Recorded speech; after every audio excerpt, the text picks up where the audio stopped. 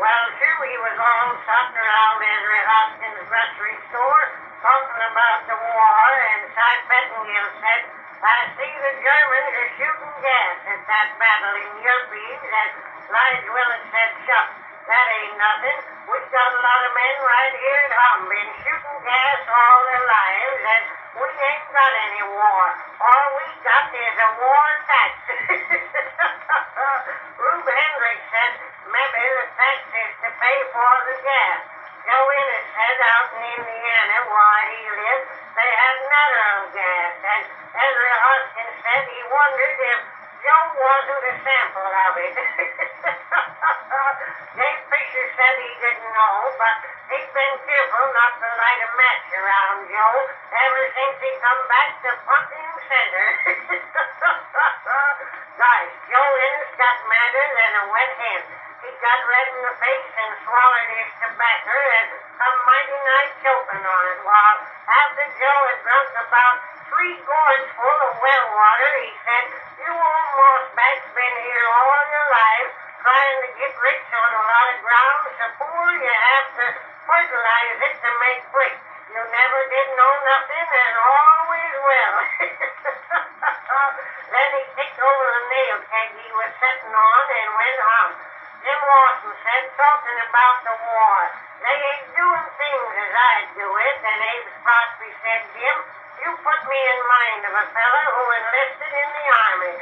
He could march 50 miles a day and was a good shot, but he couldn't keep step, and every time they were drilling, he would get 'em out of step.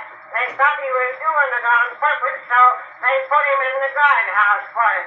The colonel come along and said, well, what you doing in there, Eben? And he said, they was out doing that fool drilling, and they was all out of step except me, and they locked me up. That's what's the matter with you, Jim. The world is all out of step except you.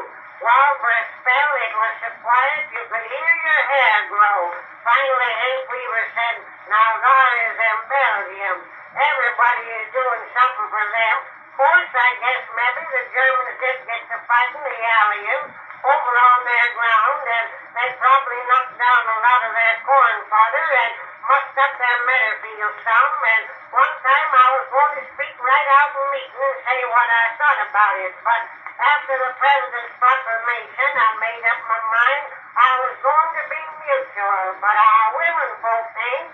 Here I am going around with my pants held up with a 10-penny nail and a clothespin and a flag of truce fluttering from the rear while my wife and gals is sewing for Belgium. I made up a song about it. I'll cut down the melody and see if I can sing it to you. All the folks at our house are busy as can be, sewing for them Belgians what live across the sea. I've got nothing left to wear, not much between me and the air. If I grumble, they don't care. Gosh, I wish I was a Belgian. Gosh, I wish I was a Belgian. I'd have lots of things to wear. Gosh, I wish I was a Belgian. People sewing for me everywhere. With all those clothes and a brand new shirt, I'd be a regular nighttime flirt. Gosh, I wish I was a Belgian. Dickie Witherspoon said he didn't know, but he just meant it. If they heard that song, it'd either stop the war or start another one.